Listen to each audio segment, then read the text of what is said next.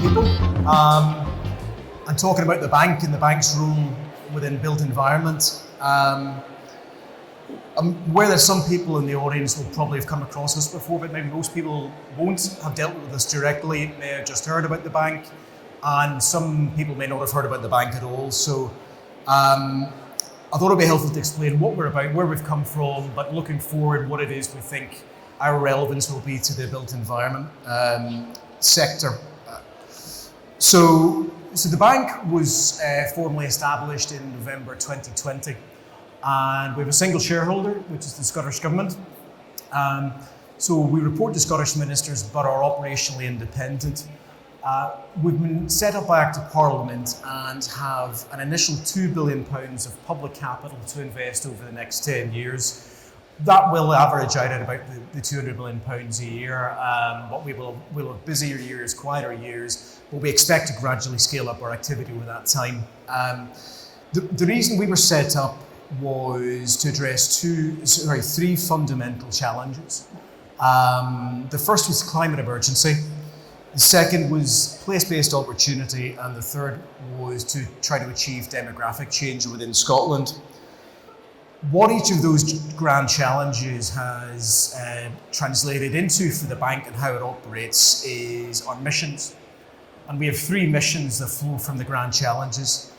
And all three of these, I think, are relevant to our activities to date and going forward in the built environment. The first is the net zero mission, which will be obvious from most of the discussion that's been had today. Place-based mission, which goes hand in hand with built environment. And what's really interesting, and given where we're speaking today, is the innovation angle is happening as well, because a lot of what we want to support and will support, as I'll explain, is innovative ways of decarbonising the built environment, the way we use buildings, how we heat buildings, and some of the other themes that we've been talking about today. What we do is kind of categorised by three core elements of what we do. We are a development investment bank. What the development bank bit of that, what that essentially means is two things: addressing market failure and catalysing new markets. So market failure becomes obvious in innovative company type situations. Companies needing to raise equity, which can't get sufficient equity in the market, either because the risk profile in the business isn't right for the community that they're addressing, or it's about catalysing new markets. What we've done to date in terms of market failure is principally step in with equity investments into companies which want to address one or more of those missions that the bank has embedded into how it operates. We've also done debt provision as well to companies where it's the right opportunity for debt. But it's principally about where the market isn't working. And the development bank activities are about trying to catalyse activity in markets where we believe that there should be activity. So you're an early stage or scaling company trying to raise equity in the market. The existing equity market isn't funding what you want to do. You've got a commercial proposition, the bank buys into the mission you've got, the commerciality around the proposition. The development bank activities we have enable us to take a slightly higher risk than most private capital will be open to. So that's typically how the development bank opportunities are there. The other angle, though, which is interesting, particularly in the space of retrofit, is catalysing new markets. There's a massive retrofit opportunity, a huge requirement, but it is not that easy a market to get moving at scale and at pace. Some of that will come down to policy, legislation, but actually some of it is about financial innovation as well, and the way that capital can be deployed into creating investable companies, investable situations, investable projects, and I'll talk a little bit about the different ways that we can put our capital into different situations. But a very big focus for us, especially in the built environment, is how can we catalyse new markets? How can we go first with our capital to try to ultimately crowd in 5, 10 or more times our capital in private sector finance coming in? A key issue about us is the subsidy control piece, and generally we will, in fact always, we will need to operate where there's been evidence of market failure. So we probably shouldn't be the first conversation that somebody has, but we should be the third, fourth or fifth if there's evidence that those initial funding conversations aren't working, what subsidy control is another way of referring to state. What it's essentially about is making sure that our capital doesn't displace private capital in the market. Because in the second bit that's there, we are fundamentally about crowding in additional private capital. If we go first in a situation where private capital would go, we just crowded existing finance out of the market. Our job is to step into difficult situations and either bring private capital with us at the same time or after us. And David will be able to talk a bit about the example of what we did with Sunamp. I mentioned market failures. We're mission-led in that everything we do, unlike your average investment organisation that you might approach, the first lens for everything we do is, are you mission aligned? Commercial and financial considerations are an absolute must-have, but the first step is, are you mission aligned? There are certain things that we will not do. We have areas of excluded activity. For example, we won't invest in upstream oil and gas activities, but to be aligned with the bank and its missions, we've got to do a first screen to make sure that there is some mission alignment. What's really interesting about the potential for the built environment space is we have the potential to say we achieve net zero, place and innovation mission alignment and particular investments that we do, which is a bit of a home run. The investment banking activities that we have is about principally about commercial returns. So what we are not is grant funding and low cost funding. We are operating as a private funder would, but with a healthier risk appetite. What we therefore have to do is deploy our capital on commercial terms for commercial returns. So if it's debt, it'll be debt terms which look similar to what a conventional bank might provide, but we will provide it where they are not, if we can justify the commerciality of it. On equity, we're looking for returns as well, and ultimately that's to prove to private capital that where we're going first is somewhere that they should follow because there's a commercial proposition that underpins it. And the key bit is that it's patient capital. There isn't much genuine patient capital in the market, but we aren't constrained by a fund structure, which means we need capital back within 5 or 7 years. If a situation needs our capital to be deployed for 10 years, for example, in equity, or 20 or 25 years on debt, if it's justified, that's something we have a mandate to do. A bit of detail on this slide, but it sums up a lot of what we will actually do. I mentioned a bit about operating commercially. So we will be a commercial investor. We will have the same conversations about your business plan and your projections and your model in the way that a commercial investor would. And that's because we are intended to be, if you like, the jam and the sponge between public capital and private capital. We're intending to go first and crowd in private finance, and we'll look at the same issues that they will look at. We're an impact investor in that every time we deploy capital, we look ultimately to identify what positive outcomes and positive impact our capital can deploy. So when people come to us to ask for debt or for equity or for investment into funds, one of the first conversations we have to have with them is around how can you demonstrate the impact that our investment or our funding to you will deliver at the back end, whether it's carbon reductions or any other impact that you think you can deliver. Conscious that a big component of the audience today is probably supply chain companies, and there's job creation potential there as well. Scaling up of job creation, good quality jobs in Scotland is a really positive impact for us as well. We're an ethical investor. You know, we have an ethical investment policy which we follow. We invest responsibly. But a key bit about everything that we do is the partnering with private capital piece. If we only ever invest our own capital and nobody ever else follows us into situations, and we're the only people writing checks on a deal, we're kind of fail. Ultimately, what we have to be trying to do is crowd in a multiple of our money over time. If you think about the built environment and the challenge that we've got on decarbonising buildings, so there's a widely talked about figure out there of to decarbonise Scotland's built environment between now and 2045 could take £33 billion of capital. Only a sliver of that's actually going to be able to be public finance. So what we have to try to do in that market, for example, is find a way to invest that unlocks the door on investment opportunities for private capital to come in at 5 to 10 times what we will ever do. So we're always having to think about how can we crowd others into the situations that we're dealing with. We can do funds, maybe less relevant in the built environment space, but I think where it could get interesting is in things like heat networks.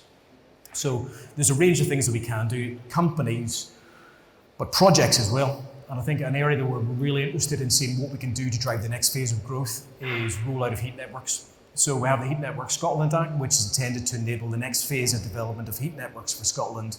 How do we get from 1.5 of Scotland's buildings being heated by heat networks to 8% by 2030? We think we have a role to deploy our capital there. In the actual project side of it, separate to companies, but the whole thing is interconnected. You have to have the homes being built, which will connect in. You have to have the new commercial buildings being built, which will be connected in, and the retrofitting of existing buildings into those heat networks if they're going to be viable. And then ultimately about unlocking markets as well. We want to go first and ultimately fund or build the first of many rather than the last of one. So making sure that we actually unlock new investable markets for private capital to follow up afterwards. What this slide's intended to do is just show where we want to sit in the ecosystem. We want it to be at the center of the ecosystem over time as we engage more widely at events like this. But we have a role to engage with everybody. It's not just about companies, it's not just about projects. It's from very early stages nurturing innovative companies, innovative projects, so that they get to the point where we can fund them and then others will fund them or similar. It's about the investors, it's about intermediaries, but essentially working with everybody, with us at the centre, deploying our capital in the right way to stimulate economic, social and environmental change in Scotland ultimately. I'll round up just by leaving this slide of this. Today the bank has made about 20 investments or loans. What I've included here is the ones that are most relevant in the first nearly 2 years of our operation to the built environment. Sunamp, Indie Nature, front and centre to most of what we're talking about today, but there are other things that we've done which are connected in some way or other to the built environment, and I think what we'll be talking about today. We've done a lot, we want to do a heck of a lot more. So if there's anybody in the audience who wants to have a chat about what the bank can do with you or for you, I'll be here all day. My colleague Susan Campbell's in the audience as well. The two of us will be very happy to have a conversation about how we can become more relevant to you and what you're doing. Happy to answer any questions later as well. So, thank you.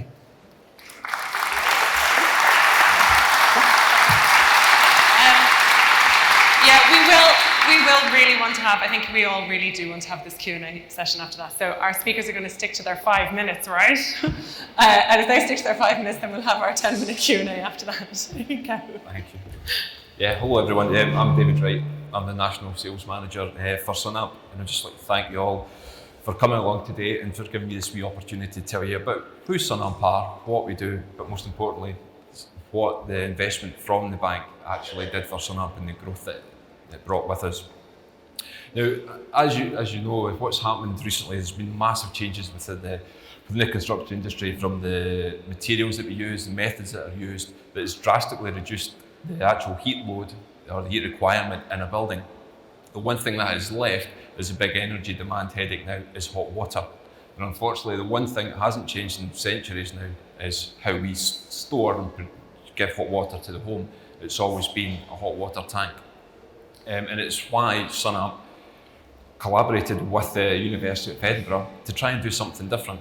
And the brief with the university was to create a material that could store energy and deliver hot water when it was needed in the most efficient way. And what that collaboration brought to us was a material called Plentigrade.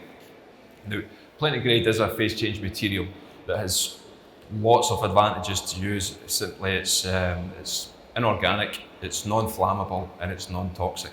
So it's safe to be within the household.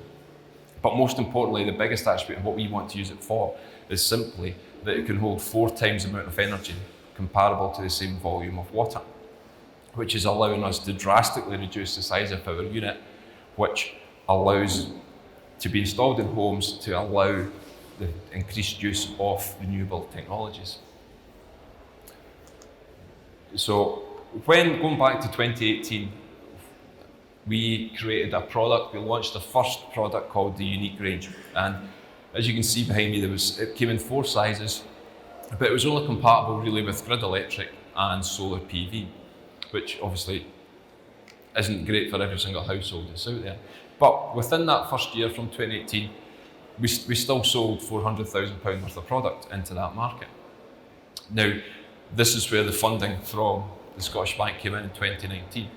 it allowed us not only to invest in the commercial teams, in the marketing teams, but also most importantly for us was actually the product development team, allowing us to go and extend our range so it could work with any renewable heat source, from ground source heat pumps, from air source heat pumps. If you even wanted to, you can still use gas, oil, or biomass boilers and things like that, all being able to link in with PV if you want to as well. And you can just see there some of the things you can do. We've also now got new batteries that I'll speak to you about in a second that now do cooling or will do space heating and can work with district heat networks as well. So there's lots of advantages from using our thermal battery that's moved on even just in that couple of years. And this is the thing, this is what we can now see in this slide, what the product development team brought to us. Yeah, you can still see the Thermino range of what it could work with, but most importantly, we have the central bank and the thermofrost cooling units. Now these units are now sized from 3 kilowatt units all the way up to 2 megawatts. You know, so we can store a lot of energy, which helps, you know, level out the peaks on demand. And this is what we'll be coming and looking forward to doing in the future.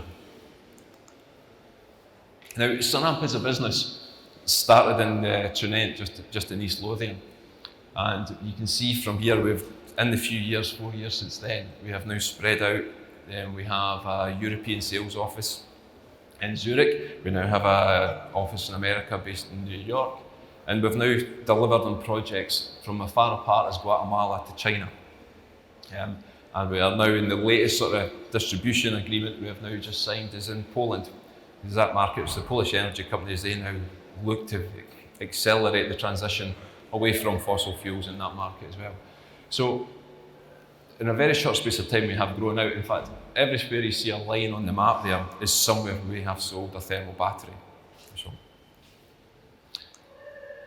which brings on to what's next. It is very much a case of we are targeting to sell 250,000 units just in a few years' time, which is quite an eye-widening amount, you know, you think for the growth of where we are. But when we look at it, it is very much a case of we believe it's achievable. In fact, it will be achievable. You know, you think earlier this week, just alone, not this week, sorry, earlier this month, we actually had our groundbreaking sales order in week, which we sold 1.8 million worth of product in a week. You know, so coming just within 4 years, thanks to the investment in the commercial teams, marketing teams, as I said, that we've now went from within a year, £500,000 or just under £500,000 worth of sales to doing 1.8 million in a week. So, which all would not have been possible if it wasn't for Eddie and his team's bank actually coming in and giving us that money, that security to actually go and invest in different parts to develop, you know, the organisation and the product. So, 5 minutes easy. Thank you.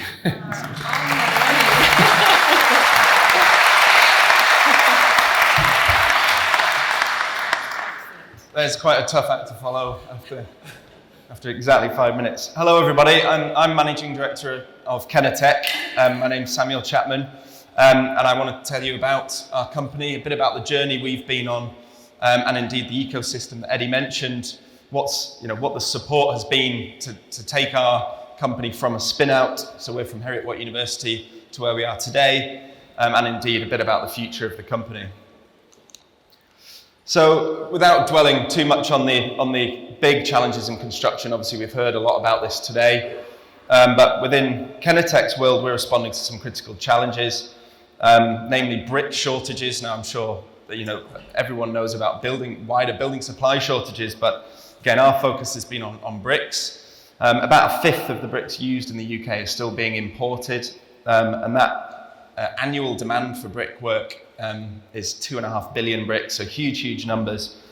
And this is all at a time where we still need to be building.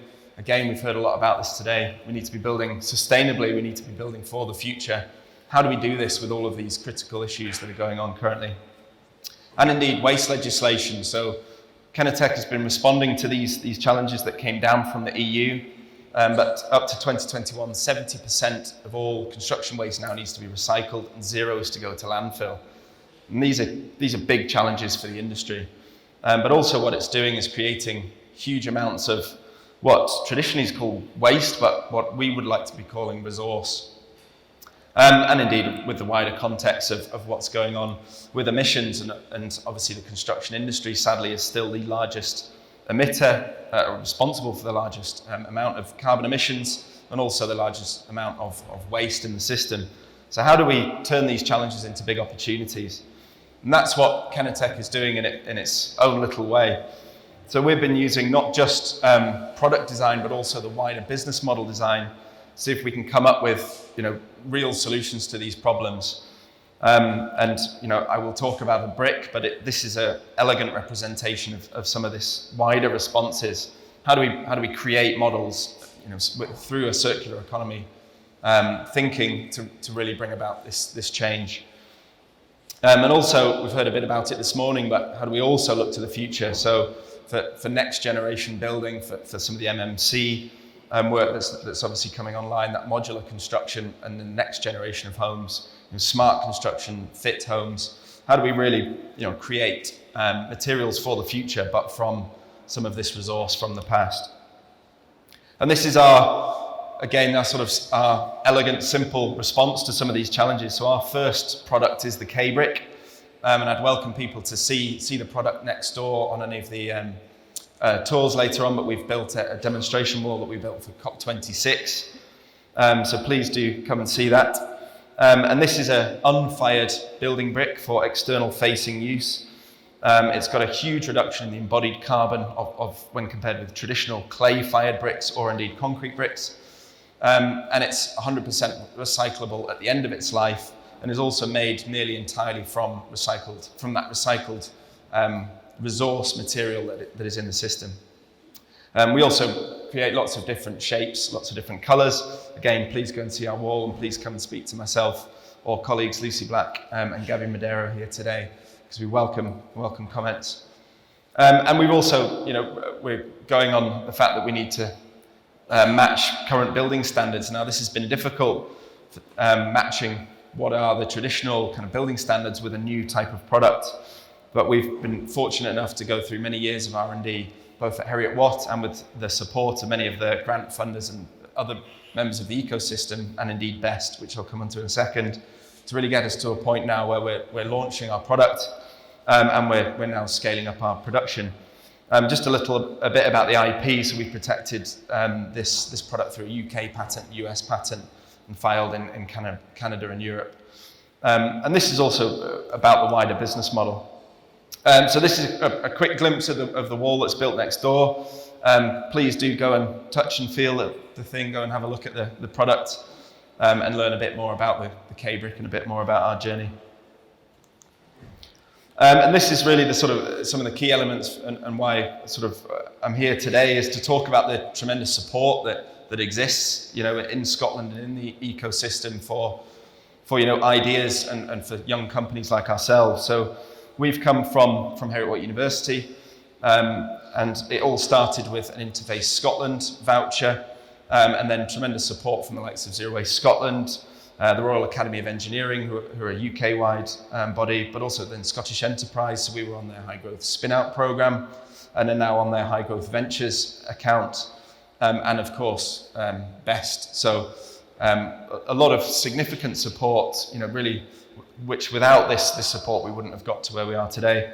And just to comment on some of those achievements, but really I want to draw it to the final one, investment. All of this was geared around supporting R&D, supporting a company such as ourselves, but to get us to private investment. And this is still seed investments, and now how do we take that next step with really scaling up and making the kind of impact that we're desperate to make within the construction industry and within wider society. And I would mention we were also named as one of the few products in the SEPA housing sector plan, so a tremendous coup for us, and it just shows some of the support and impetus, in this industry for change and for using more sustainable materials. So really that's it from me, and I just want to encourage everybody today to come and talk to us about the K-brick, because I'm desperate to get it specified. We all talk about investment and grant support, but the best investment we could all get is revenue and sales, and get this, help our brick find a home. So thank you very much for listening to me.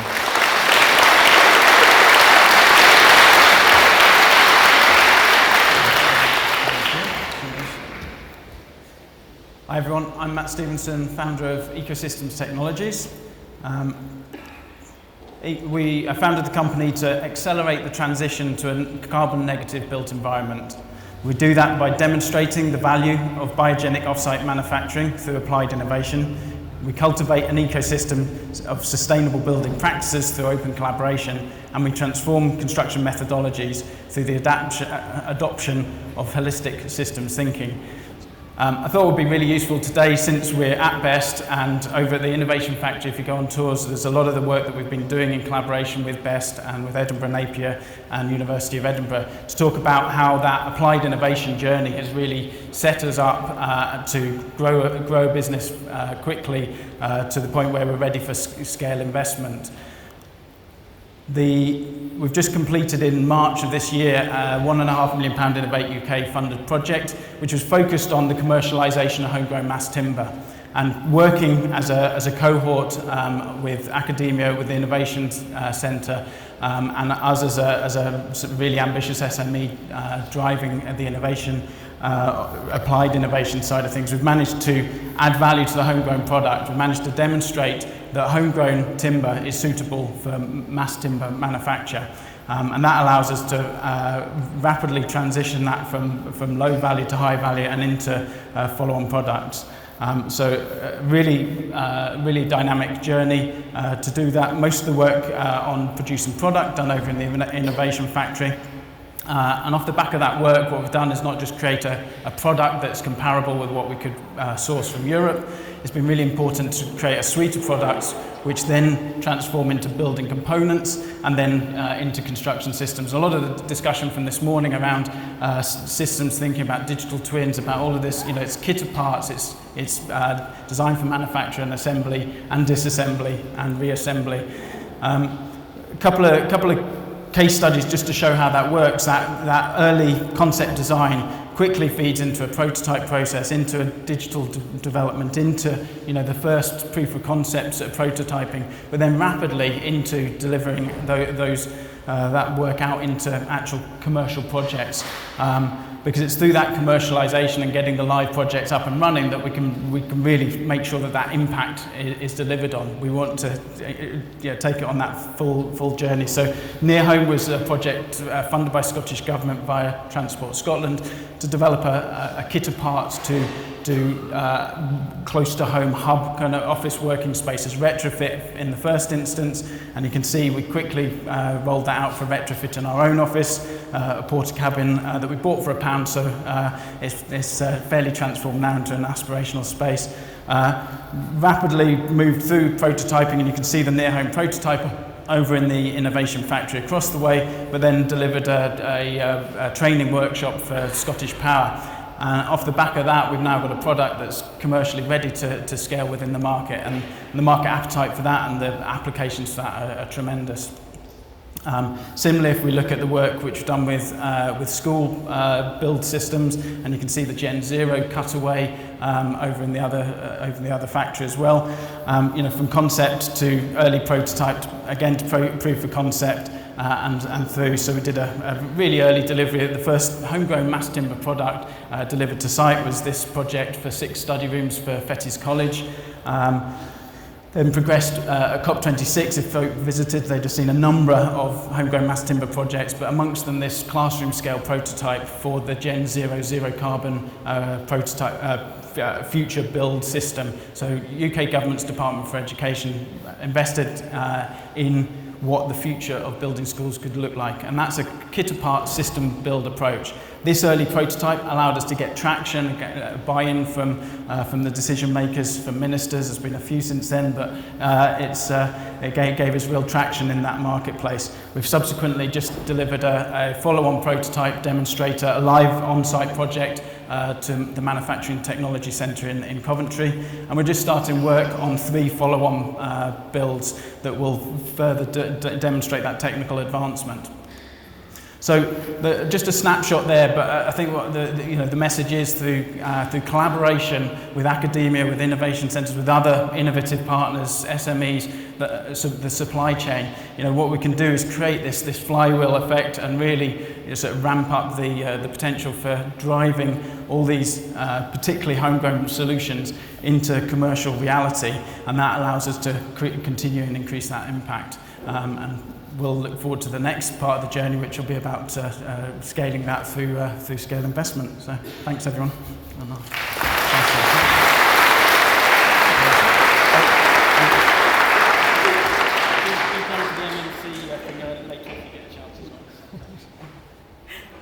Hi everyone, I'm Jennifer Phin, Managing Director at AC Whyte & Co. The Economist said that real innovation is not a product or service innovation, but rather the ability to change your business model. Now in my mind, that's actually two sides of the same coin and quite aptly describes the journey that we've been on at AC Whyte. For the last 50 years, we've been involved in large-scale retrofit refurbishment projects for social housing across Scotland. Nowadays, we work closely with our clients to help provide sustainable solutions to help them on their net zero journey. We've developed the potential for place-based solutions with carbon wealth building opportunities built in from the outset. And central to that for us is opportunities, it's job creation and learning. In 2017, we approached the Energy Skills Partnership in West College, Scotland, to help us build a bespoke model of training that was going to be appropriate for our business and our industry.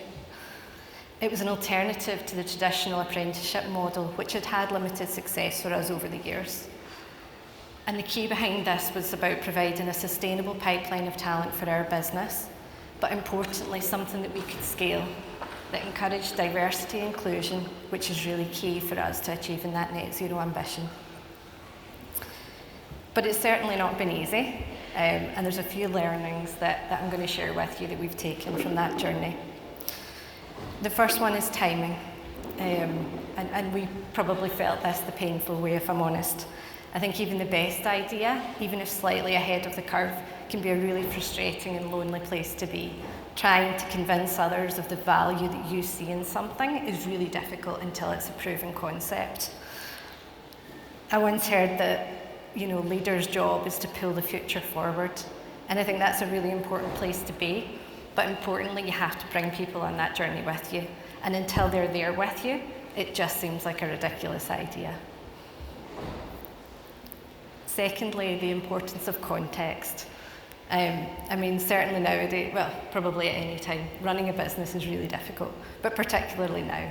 The world is so complex and unpredictable and challenging, and that's been referenced a few times this morning. But running innovation is also really challenging.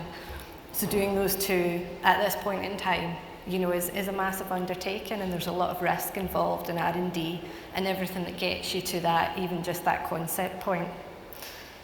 And for us, we operate within construction, procurement through local authorities, and sometimes the governance and the structures that we operate within doesn't always encourage unconventional ways of doing things. But that is changing.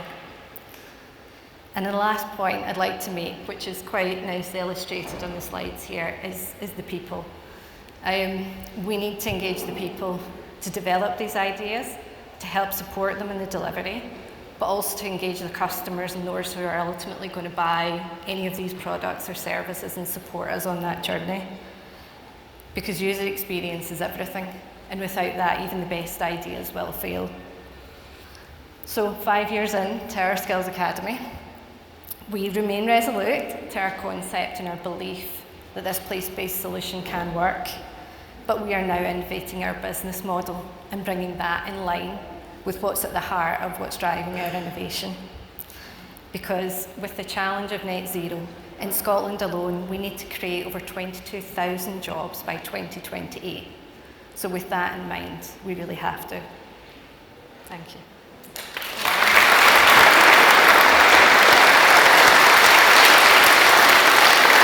Well, the award for brevity definitely goes to you, Jennifer, so thank you for saving some minutes for our Q&A. But really succinct, and I think what a note to finish those panels on.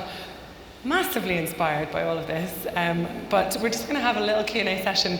Really, I'm going to sit on the side and kind of facilitate this, but it is really about questions between you as innovators, as business owners, and you as the money bank, or one potential one.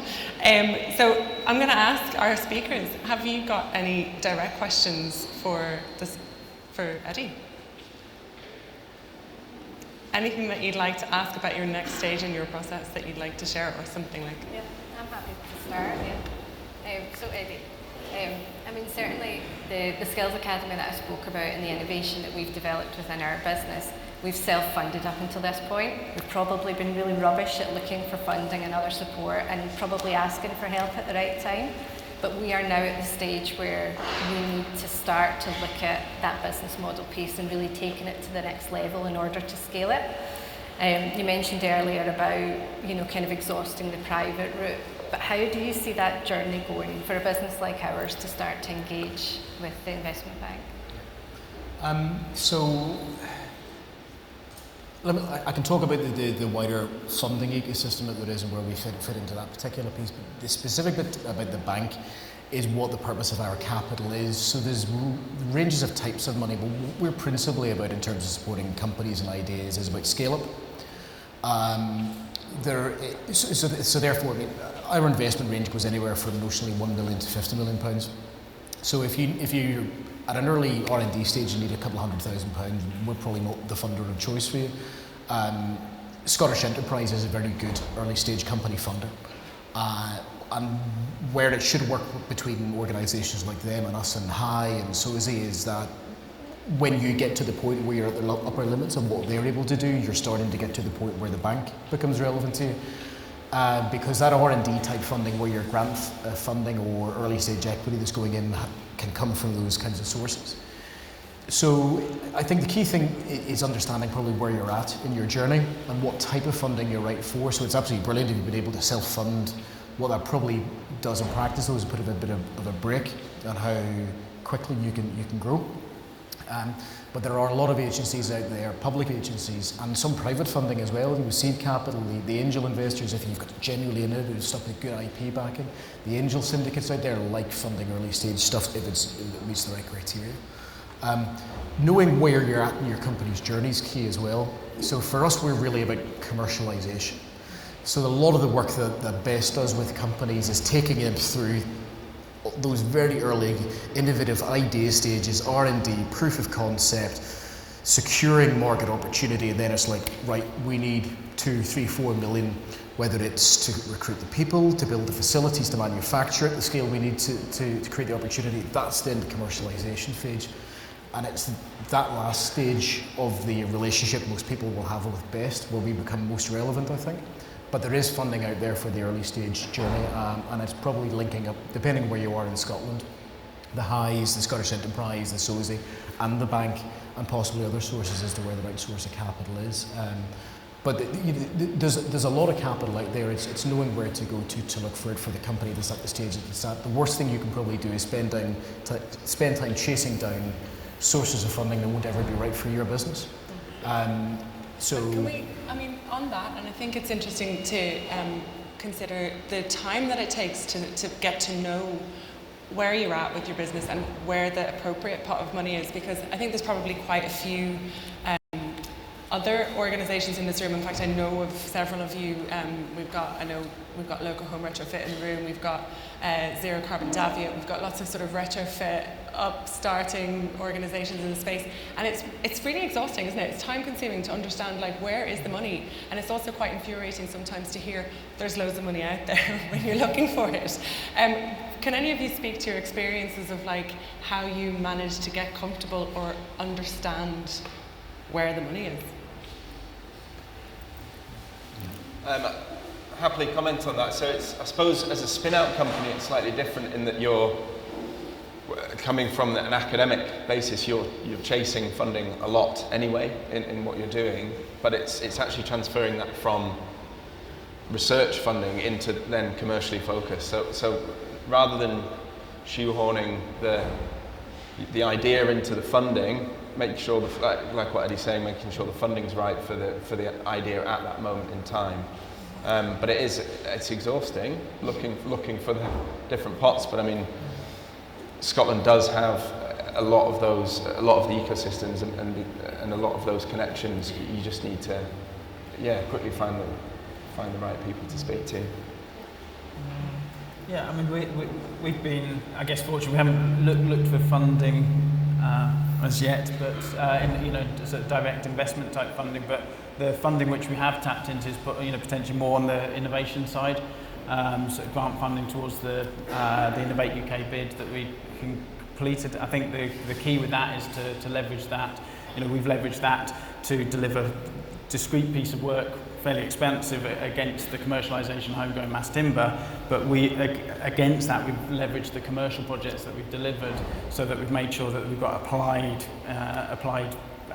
demonstration of that stuff, so that actually you're delivering through the run of commercial rollout of projects, which is great, and you can get so far with that. I think it's a good model for growth. It's then understanding what's the pivotal point at which to double down on that. I think there's it's great that there is funding there. It's good that the focus of a lot of that is now on the carbon agenda, on the sustainability, on people, all the things which are really, I think, inherent to what we're all talking about. So that's useful. So then I guess it's finding that right fit. I think from the SNIB sort of point of potentially unlocking sort of wide access to all interest from the wider market, that's really exciting. I think if we look at something like Scottish Power going early with our rollout of that build system that we did for them, that is a signal to the market that allows things to move on. I think if the work that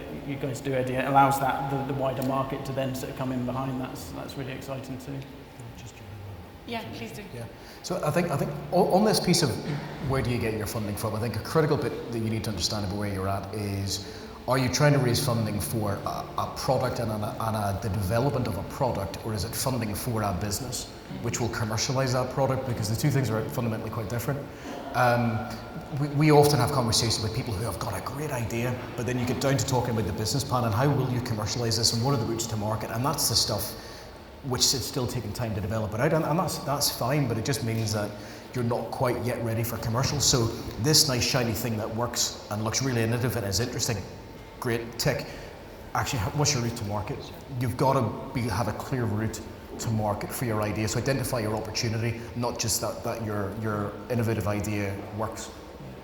I think probably there's a lot of questions that you'd probably like to take to this panel as well, but given the fact that we are where we are and we have a lot of hungry people in the room, lunch is coming, I promise. But again, I think we'd like to invite you all maybe to have a bit more of an in-depth panel discussion, because it would be good to understand a little bit more about where financing for, say, a more process-driven approach that Christina was alluding to, rather than, because what you're doing all has really interesting almost product and output things that we can look at and we can touch, but there's another element of the innovation in this space which is more maybe about the programs and the processes and things like that. So it would be great to maybe continue this conversation. So again, perhaps a good opportunity for that to fit in with the rest of the programme of the day might be in a sort of a listening in Q&A panel that we can record with Alex from the podcast over there. But thank you very much for your contributions. It's such inspiring stuff to see. So a round of applause for our fine panel.